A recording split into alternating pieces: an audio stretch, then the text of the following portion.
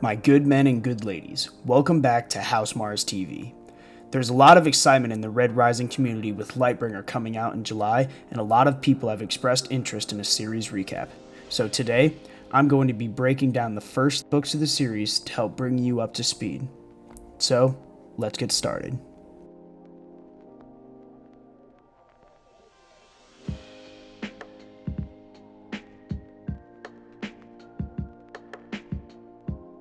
Darrow is the Helldiver of Lambda in the township of Lycos. His Helium-3 digging crew is stopped by Neril, the head talk of the crew and Darrow's uncle, because of a dangerous gas pocket. Wanting to win the coveted laurel for productivity, Darrow recklessly checks the gas pocket and almost dies. It'll all be worth it though, when Lambda beats Gamma and wins the laurel. But at the laurel tide, Gamma still wins. Darrow and his wife, Io, sneak into a garden reserved only for Greys, where Io tells Darrow of her dream that their lives can change and that they must break the chains to make it that way. While leaving the garden, Ugly Dan and the Greys catch them and sentence the two Reds to 48 lashes. The Arch-Governor of Mars, Nero Augustus, arrives to see the punishment done personally. Darrow takes his lashes, but Io doesn't. She sings the forbidden song and is sentenced to death.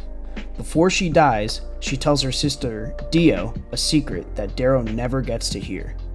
With the entire township watching, Io is hanged, and as an act of treason, Darrow decides that he will take her down from the scaffold and bury her. Uncle Neril accompanies Darrow and shares his swill. He doesn't stop Darrow, but instead tells him to give his brother and Dancer his regards. Darrow, confused, takes Io's body from the gallows and buries her in the mines. The next day, Darrow is arrested and hanged. Darrow wakes in a shallow grave and is met by several people wearing masks who take him to a safe house. There, he meets Dancer and Harmony, who recruit him into the Sons of Ares, a revolutionary group who wants to end the tyrannical rule of the Golds. Dancer tells Darrow the truth, that humanity has already colonized Mars and the rest of the solar system, and that Reds are slaves used by the society.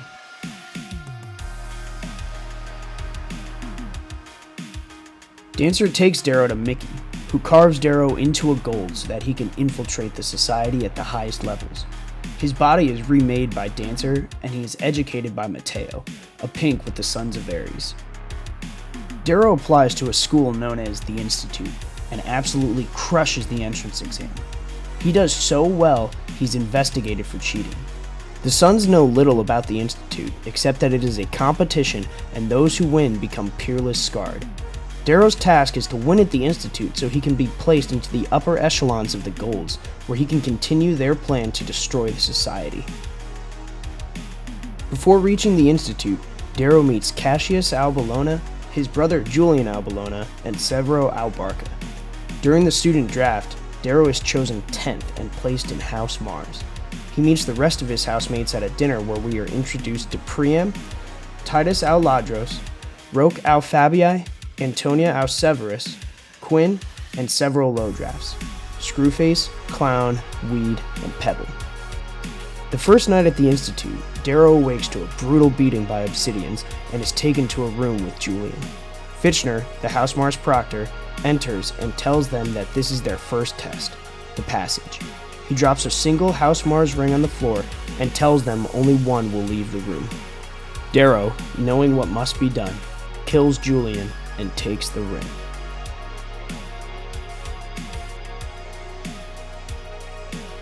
Darrow enters the dining hall where the other students are arriving from their own passages. Roque comforts Darrow, and Cassius becomes furious when Julian does not arrive, knowing that he is dead. Fitchner orients the students to the grounds of the Institute.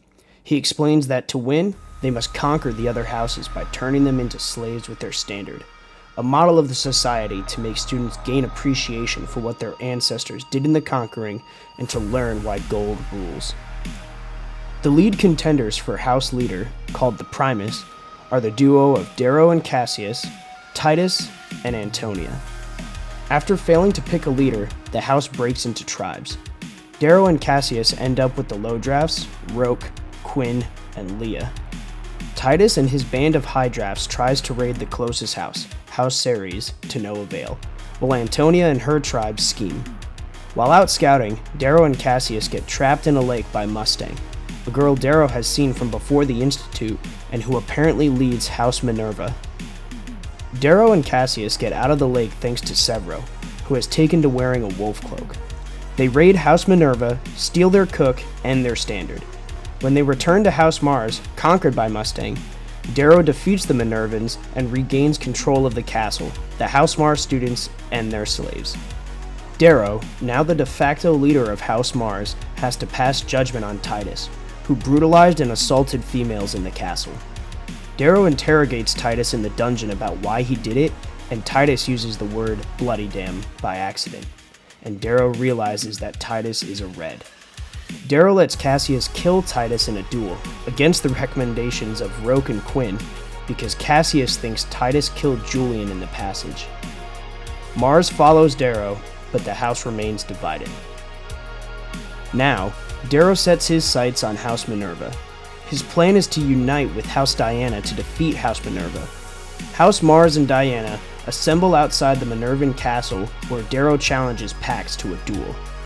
When Darrow defeats Pax, he springs his trap, and the Howlers, with several Diana house members, emerge from inside dead horses and rush into the Minervan castle. Mustang rides away and Darrow pursues her while House Diana takes the castle.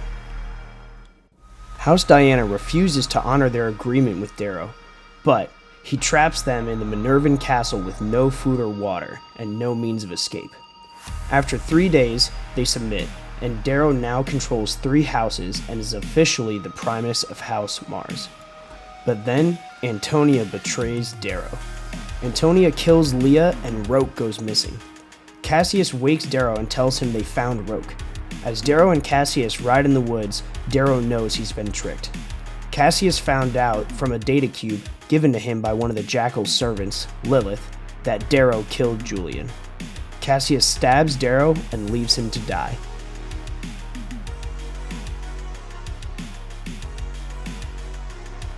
Darrow wakes to find that Mustang pulled him from the mud and treated his wound. They became a team and started recruiting the Oathbreakers. Darrow promises to remove their slave marks, saving them from the shame of being an Oathbreaker if they join his army. His small army continues to grow, and eventually he captures slaves from House Mars, including Pax from House Minerva and Tactus from House Diana. With his new band of about 20 people, Darrow takes House Ceres by mounting their walls using a felled tree. Tactus tries to assault a girl, and Darrow must once again pass judgment.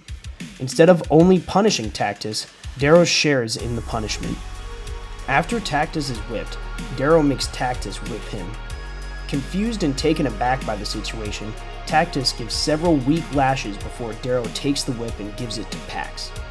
This display of ownership builds a sense of unity in the group and lets everyone know that Darrow will sacrifice for his new army, just like they sacrificed for him. Darrow takes his new army south and moves to conquer House Apollo. Proctor Apollo tries to kill Darrow by having a bloodback bear kill him in the woods, but Darrow escapes. Later, while Proctor Apollo tells Darrow and his lieutenants to go home, Darrow's army assaults and conquers House Apollo. Fitchner meets with Darrow in the Apollo war room and tells him that the game is rigged in favor of the Jackal, Adrius Augustus, who is the Arch-Governor's son. If Darrow continues to ruin that plan by conquering houses, he will be targeted by the Proctors, who have a lot to lose. Darrow tells Fitchner that that's bullshit, and that he won't stop trying to win for anything. Then, Darrow beats Fitchner and throws him in the jail cells of House Apollo without telling anyone else.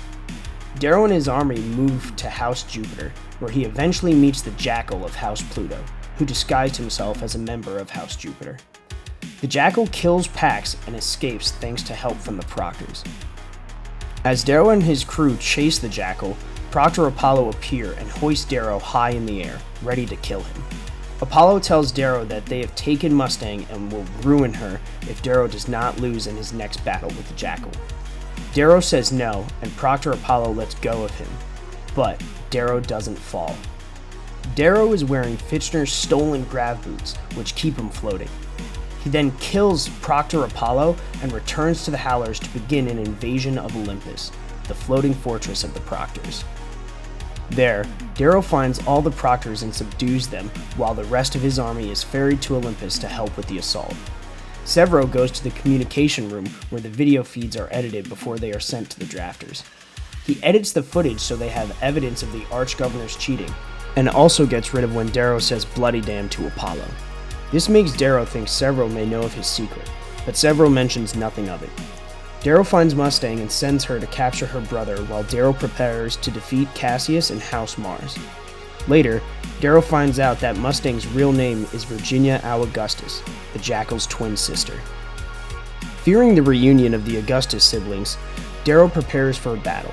He leaves Olympus to conquer House Mars for more troops. He and the Howlers defeat the besiegers and move into the castle. There, he finds Rokas alive. The castle and its inhabitants are in shambles. The last months have been hard on them. In the war room, Cassius surrenders the Primus pin to Darrow and swears a blood feud on him. Darrow returns to Olympus with more reinforcements and waits for Virginia and the Jackal to return.